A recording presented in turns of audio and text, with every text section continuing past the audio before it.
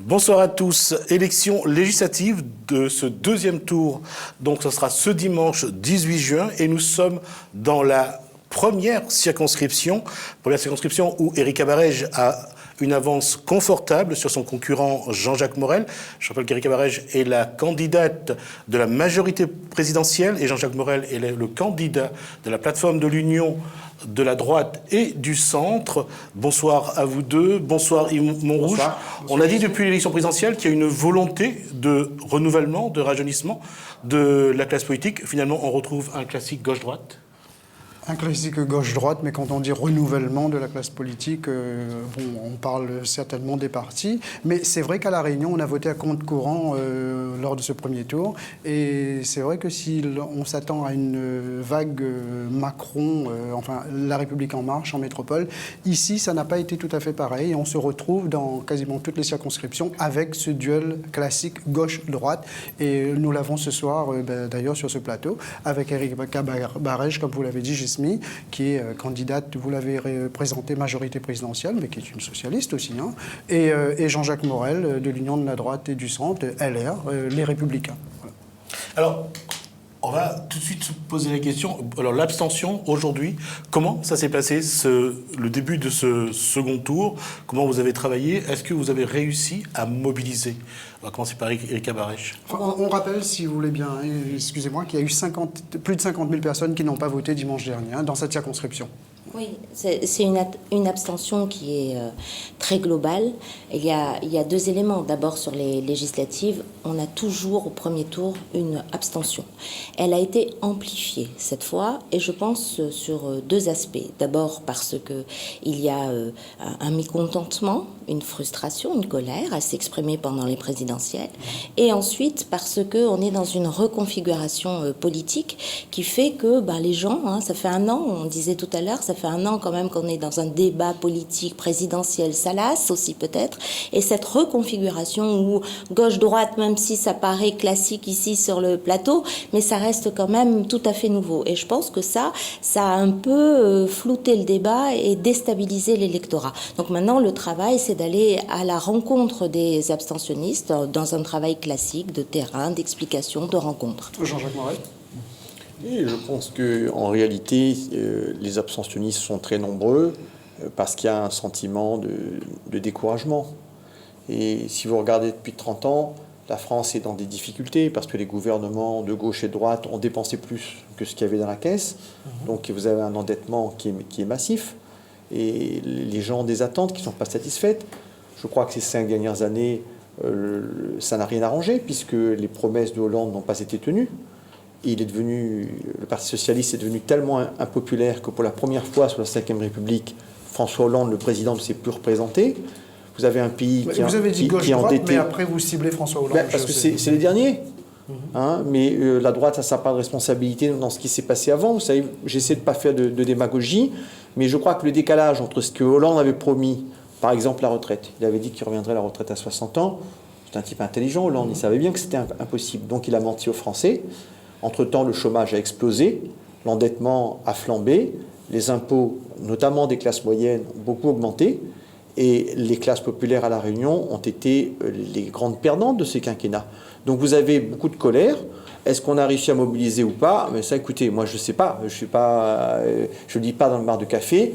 On le saura dimanche soir, mais il ne faut pas s'attendre à des miracles. Hein. Vous n'allez pas atteindre des taux de participation démentiels. On est sur une circonscription qui ressemble plus à un gros canton, j'allais dire, sur Saint-Denis. Est-ce que cette caractéristique facilite la campagne sur le terrain?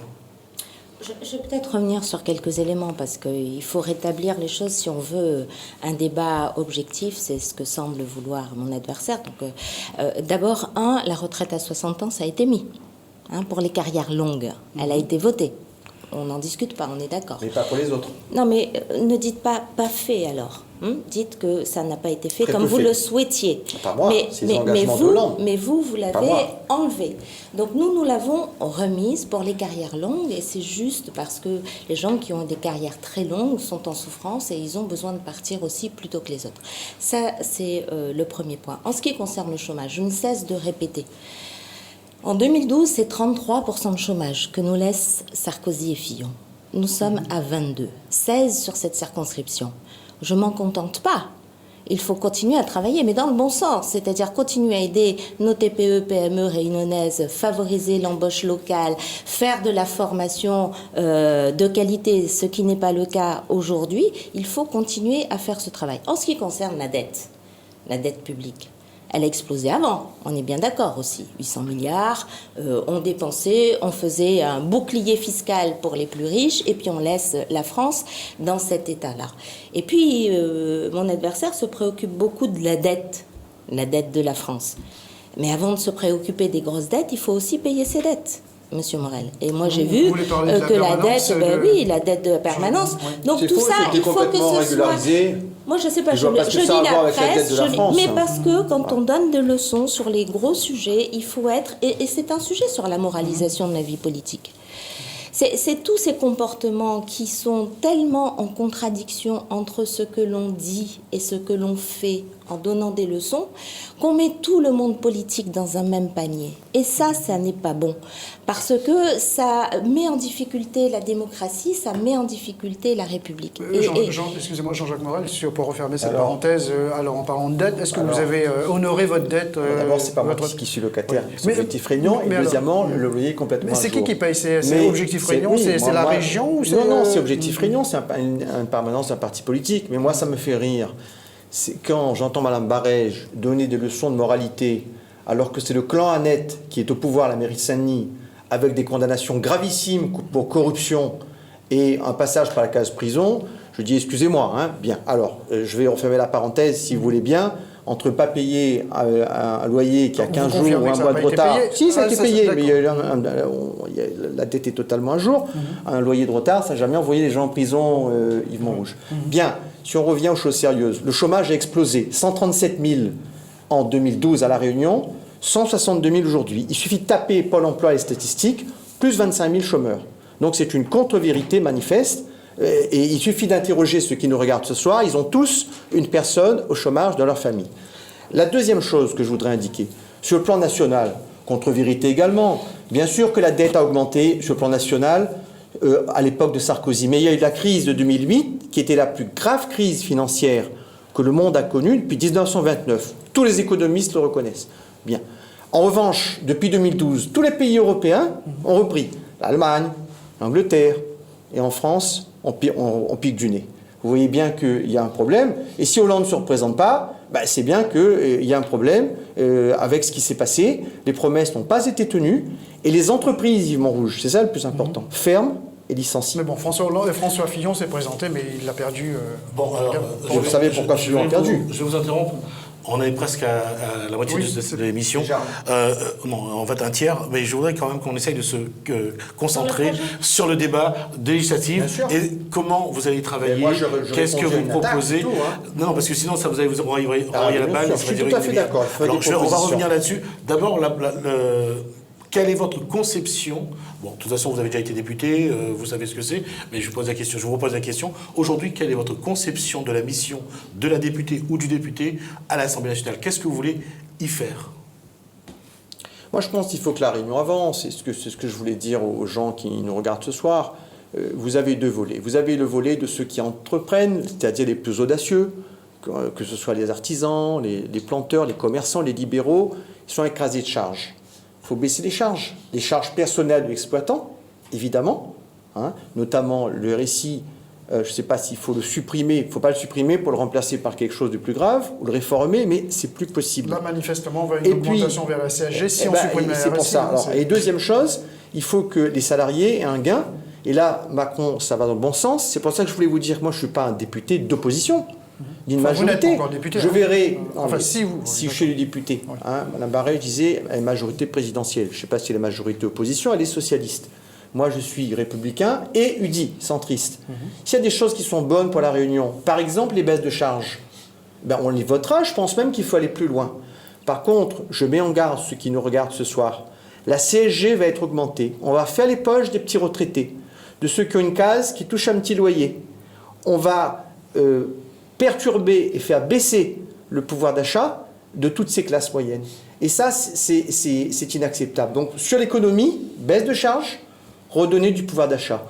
Sur le social, je crois qu'on ne peut plus aujourd'hui accepter des retraites misérables à quelques centaines d'euros et des allocations handicapées qui sont identiques. Il faut les revaloriser de façon substantielle. Je vais compléter la question pour vous, puisque vous avez déjà été député, enfin, vous êtes normalement député, puisque votre suppléant c'est Philippe Naillet. Ma question, c'est la mission de la députée. En ce qui vous concerne, est-ce que c'est de proposer, d'être dans les commissions? Est-ce que de déposer des propositions de loi sur le bureau de l'Assemblée nationale? Qu'est-ce que c'est être député aujourd'hui? Ce que j'ai fait pendant 5 ans, ça a été sur plusieurs aspects. D'abord, ça a été de porter la voix de la Réunion à Paris. Je crois qu'elle a été entendue. Elle a été tellement entendue que j'ai été nommée ministre des Outre-mer et la première réunionnaise à l'être. Ça n'est pas un hasard, ça n'est pas l'histoire d'un clan, ça n'est pas, même si ça peut faire plaisir à certains, c'est juste le résultat d'un travail, et Nassim Adindar l'a bien reconnu. Et voilà, il faut l'accepter, c'est comme ça. Donc c'est porter la voix de la Réunion, faire l'entendre, notre diversité, notre identité, ce que nous sommes dans notre singularité et notre ambition. La deuxième chose, c'est d'être présent dans les commissions et travailler. C'est un travail technique qui est difficile parce qu'il faut jongler avec la distance entre là-bas et ici. Et en même temps, il faut faire avec les députés hexagonaux parce qu'il faut faire autour de nous la majorité. Donc il faut ramener les hexagonaux sur notre cause. Ensuite, il faut être constamment dans les cabinets ministériels. Il faut rien lâcher. Il faut rien lâcher parce que ce sont des technocrates et eux ils sont toujours là pour vous dire que ça n'est pas possible et nous sommes là pour dire nous sommes les élus d'un territoire et c'est nous qui vous disons ce que nous voulons pour notre territoire. Donc ça c'est et puis le travail de contrôle. Mais moi j'ai été rapporteur de 2 lois, j'ai porté une grande loi, oui, et j'ai négocié beaucoup d'accords. Mais ce que je voulais dire sur 2 choses sur l'économie rapidement, parce qu'il ne faut pas laisser croire. J'ai là l'article sur le résultat, du travail, sur le travail qui a été fait. Encore une fois, moi je ne suis pas dans le satisfait-ci. Je note et après on amplifie et on continue à travailler énormément. Sur le travail et sur l'économie, ça va mieux, 28 000 embauches prévues. Quand je regarde cet article. 28 000 embauches prévues, où ça, pour cette année à La Réunion. Et dans l'article, on dit un tel niveau n'avait plus été observé depuis 2010. Ça veut dire quoi? Ça veut dire que le moral des entreprises est meilleur parce que les aides CICE, défiscalisation, exonération, tout ça fait du souffle et permet d'avoir des marges et donc du réinvestissement. Ce qu'il faut faire vraiment, c'est continuer à donner une part réelle à nos entreprises dans la commande publique. C'est les 30% du SBA que nous mettons dans la loi égalité réelle. Mais vraiment, j'insiste beaucoup. Alors, juste préciser il que faut Small Business ou stratégie du bon achat pour que nos entreprises aient leur part et pas toujours les grands groupes. Et ensuite, qu'on soit sur l'embauche locale. Vous le savez, Monsieur Montrouge, vous m'avez suivi sur ce combat depuis la CINOR, on en parlait à l'époque. Il faut absolument former nos jeunes, mais pas sur des métiers qui emmènent au chômage. C'est le cas aujourd'hui. 15 milliards. Monsieur Macron dit, il faut qu'on ait notre part, et notre vraie part là-dessus. Création de richesse, création d'emplois, dignité par le travail. Et c'est ça que les gens veulent. Et c'est cette ambition-là que je porte. Mais on a l'impression, en dépit de tout ce qui peut se dire effectivement dans ce domaine, que malgré tout, quand on écoute, le nombre de chômeurs ne cesse d'augmenter, même si on dit ça diminue, etc. Et il y a toujours cette misère dans toutes les familles, dans tous les ménages. Absolument. Parce qu'on confond 2 choses. Parce qu'on confond le taux de chômage et le nombre de personnes au chômage. Parce qu'il y a un effet démographique. Vous savez qu'il y a 5 000 personnes en plus sur le marché tous les ans. Et c'est structurel. Et donc, il faut amplifier pour essayer d'avaler ce problème structurel. Donc on confond. Et si on avait gardé la politique économique de la droite, on ne serait pas à 33 aujourd'hui, mais à 43. Alors, si vous permettez que je réponde un peu, effectivement, d'abord, Madame Barège fait tout le temps de l'autosatisfaction.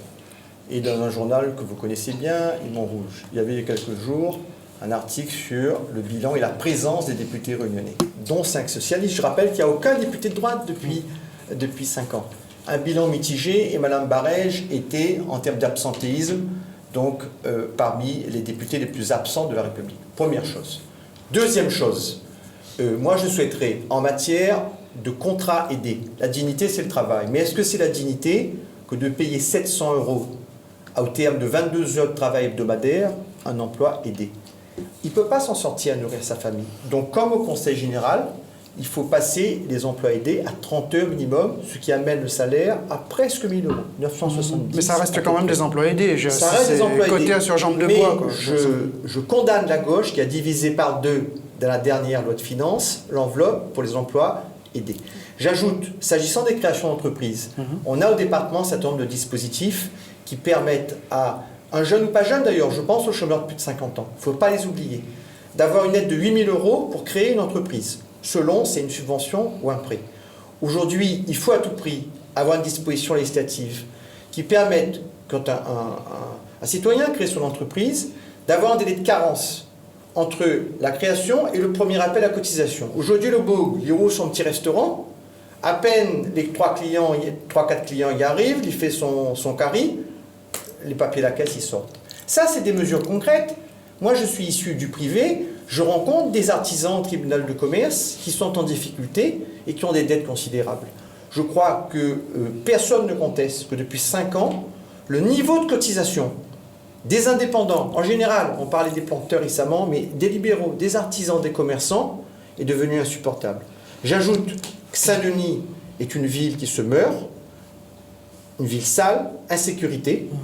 Là, vous municipalisez les législatives. Oui, mais c'est des Dionysiens qui votent. Embouteillage et les commerçants qui ferment. Regardez combien il y a de locaux vides, de baux d'habitation, de commerciaux qui sont vides dans les principales rues. Puisque vous avez la parole, je vais vous poser donc je pense qu'il y a beaucoup à faire. Je vais vous poser la question, qu'est-ce que vous voulez, vous, aller faire à l'Assemblée nationale? Quelles sont les mesures que vous voulez aller défendre?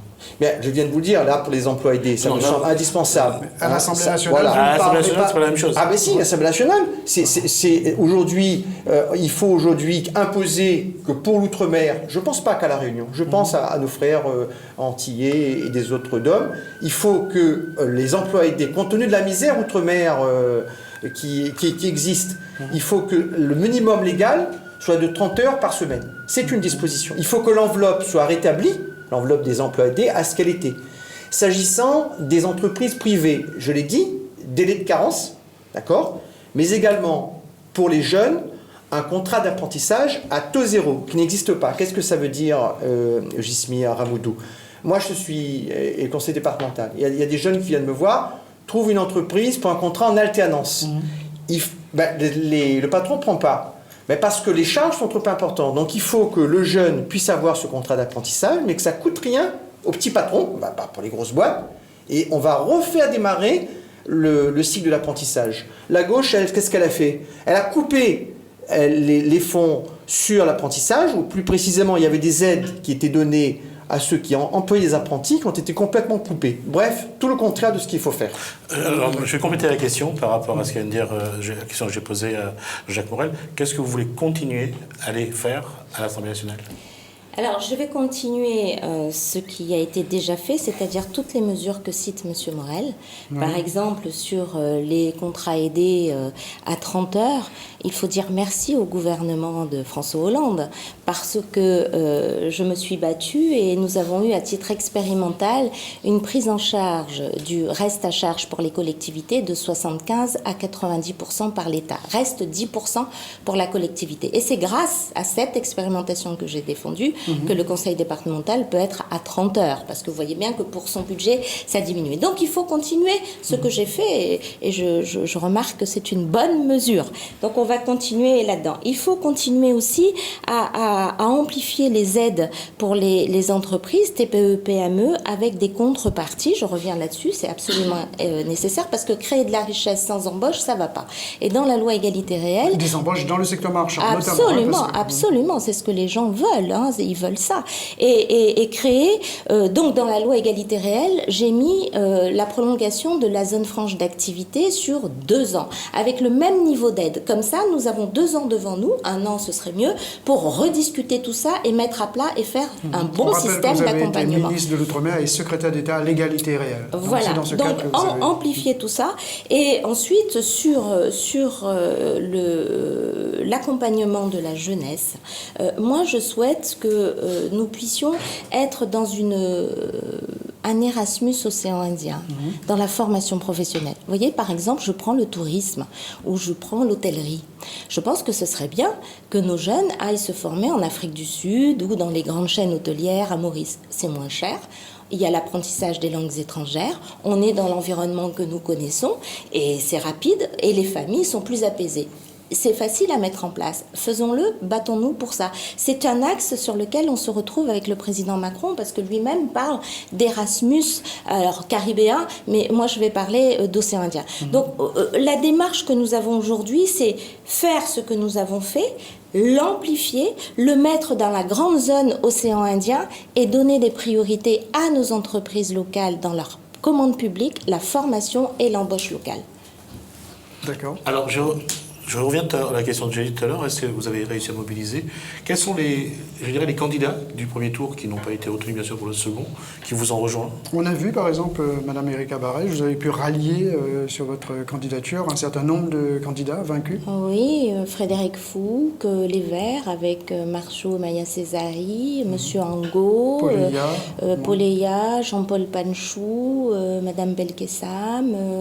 J'ai le soutien de Younous Omarji, le député européen sur Facebook qu'il a envoyé en disant qu'il allait voter puisque c'est sa circonscription. Ça veut dire quoi? De Le vote. chèque était plus important de votre côté ou Ça veut dire que la reconnaissance du travail est peut-être meilleure, très certainement, et qu'ils ont envie de venir faire cette belle démarche. Et je pense qu'il faut, c'est ce que je disais aux candidats hier qui étaient là autour de moi, parce qu'il y a une dame qui disait les petits candidats. Il n'y a pas de petits candidats. Il y a beaucoup de respect pour la population qui s'est prononcée pour eux. Et je ne parlerai pas de chèque, si vous le permettez, Monsieur Montrouge, parce qu'il faut respecter les citoyens qui ont voté. Peut-être, juste pour sourire, Younous Omarji a appelé à voter pour vous, effectivement, mais dans le même message, il a appelé à voter pour Jacques Ewaro. Ça ne vous pose pas de... Ah, mais c'est sa liberté. Je ne veux quand même pas dire à Monsieur Omarji ce qu'il faut faire. C'est lui qui décide. Moi, je ne l'ai pas. Alors, vous, qu'est-ce qui se passe? Vous n'avez pas eu... Vous savez, en politique, 1+1, ça ne fait pas toujours 2. Oui, enfin, vous dites ça peut-être parce que vous n'avez pas qui m'a toujours dit, mon petit Jean-Jacques, retient cette leçon-là. La deuxième chose, je vais vous dire, personne n'est propriétaire de ses voix. C'est les 50 000 personnes qui n'ont pas voté et ceux qui ont voté pour les autres candidats, il n'y a pas de... Je termine, qui sont majeurs. Qu'est-ce que ça veut dire? On est en 2017, on va donner des ordres. J'ajoute que c'est un drôle de mélange que de voir l'extrême gauche et des candidats qui se disent plutôt à droite voter pour la candidate socialiste. La seule qui a gardé sa dignité là-dedans, c'est Mme Pontalba du PCR, qui elle a dit écoutez, moi je ne peux pas appeler à voter socialiste compte tenu du désastre social et économique dans lequel les Réunionnais se trouvent, et elle n'a pas donné de consigne. Madame Barège dit bien moi, majorité présidentielle. Je dis chapeau bas. Il y a quand même une réalité, elle a quand même une dynamique qu'elle met en place pour avoir autour d'elle, pour entraîner avec elle, je dirais, un rassemblement. Ça ne vous fragilise pas déjà par rapport à l'avance confortable qu'elle a au compteur, et vous, peut-être que vous vous retrouvez un petit peu isolé par rapport à elle, peut-être, non ? Ne sont plus suivis depuis longtemps, d'accord ? C'est une première chose. Le réservoir de voix, il est dans les abstentionnistes. Et moi, c'est ce que je voudrais leur dire pour m'adresser à eux. Aujourd'hui, faites attention.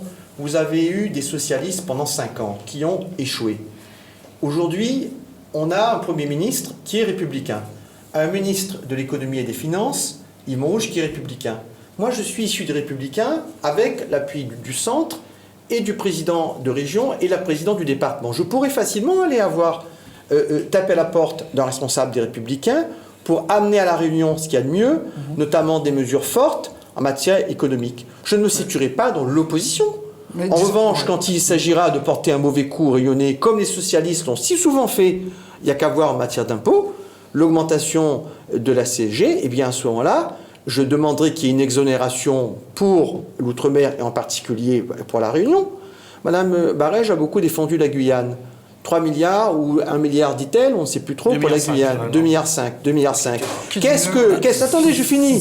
Le créole que ça a gagné là-dedans? Pas gagne rien, puisque même l'hôpital de Belle-Pierre, fallait 50 millions. M. Virapoulet m'a dit, en l'état, c'est gelé, on n'a pas trouvé 50 millions pour sauver les 200 emplois et les 200 lits du CHU de La Réunion.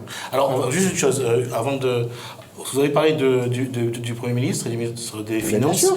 Je peux dire, elle peut quand même- C'est le président de la République. Elle peut aussi se revendiquer de colons, elle peut se revendiquer de Qui c'est qui d'Yvan mène Le Drian. la politique économique pour Qu'importe, je veux dire l'emploi? qu'il y a aussi des ministres socialistes Ah, ben, il y dans en a. dans ce gouvernement-là. Alors, la question, on va essayer de faire ça en 2 minutes, parce qu'après, je vais vous donner chacun 1 minute pour conclure.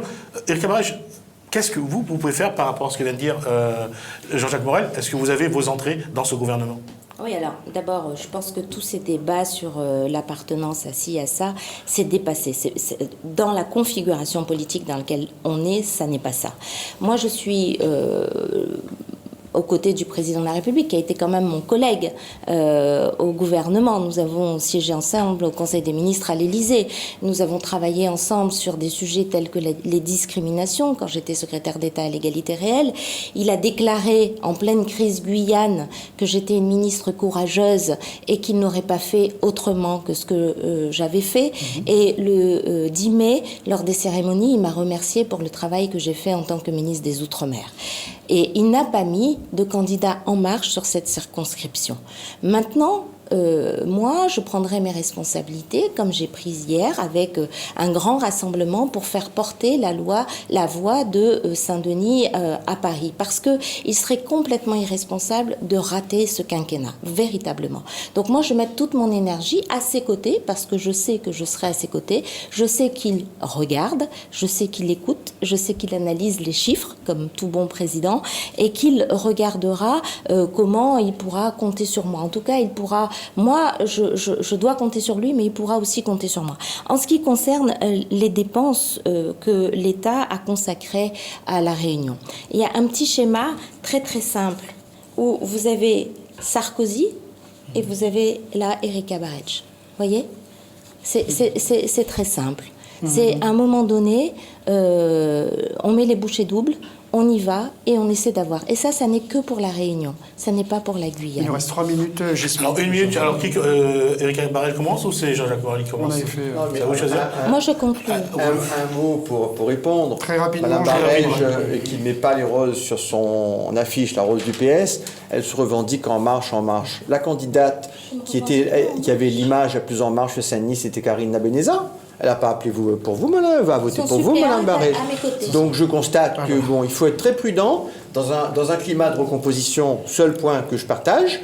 On verra bien comment les choses vont se passer entre la droite et la gauche. Alors, 1 minute. adressez-vous à vos électeurs, vous avez 1 minute. 1 minute pour conclure. Bon, merci de nous avoir invités. Et je voudrais dire aux téléspectateurs de Télécréole qui ont l'habitude de me voir, vous savez, on est dans des difficultés et elles sont devant nous, quel que soit ce qui va se passer. Moi, ce que je voudrais dire, c'est qu'en 2012, il y avait 5 députés socialistes, un président socialiste, des mairies socialistes, le Sénat, ils avaient tous les pouvoirs. N'a pas fait rien. Tout le monde y connaît ça. Aujourd'hui, est-ce que nous savons remettre les mêmes affaires, les mêmes personnes en place, c'est-à-dire mon adversaire, et qui fait partie aujourd'hui de cette municipalité dionysienne qui est en contestée? Alors, si Zotti veut faire l'alternance, le changement, eh bien, il faut voter Jean-Jacques Morel dimanche. Madame Barège. Merci. Alors, je m'adresse aux unes et aux uns parce que le moment est important. Vous allez devoir décider dimanche qui vous représentera à l'Assemblée nationale. Il vous faut une voix forte, une voix légitime, une voix auprès du président de la République pour porter haut les difficultés de nos familles, de nos seniors, de nos personnes handicapées, de nos entreprises locales, notre envie d'affirmer notre identité, notre existence dans l'océan Indien, nos enjeux autour de la jeunesse qui est ambitieuse et qui a beaucoup de talent. Et je serai cette députée que vous connaissez maintenant depuis 5 ans, cet élu que vous connaissez depuis 2008, qui sans cesse, dans le travail, avec efficacité, avec respect, dans la proximité, porte votre voix avec détermination pour faire gagner La Réunion, pour faire gagner Saint-Denis à Paris. Merci, merci à vous deux. Je rappelle donc qu'on était en compagnie d'Éric Cabarèche, candidat de la majorité présidentielle, et Jean-Jacques Morel, donc président candidat de l'Union de la droite et du centre. J'allais dire la plateforme de la droite et du centre. Merci à vous deux. Vous êtes donc candidat pour ce second tour dans la première circonscription. Donc on vote ce dimanche 18 juin. Merci à vous deux. Merci. Merci à vous de nous avoir suivis. On espère que ce débat vous a plu. En tout cas, vous donnera surtout envie d'aller voter, quel que soit le choix que vous ferez. En tout cas, allez-y. Ça sera déjà une bonne chose.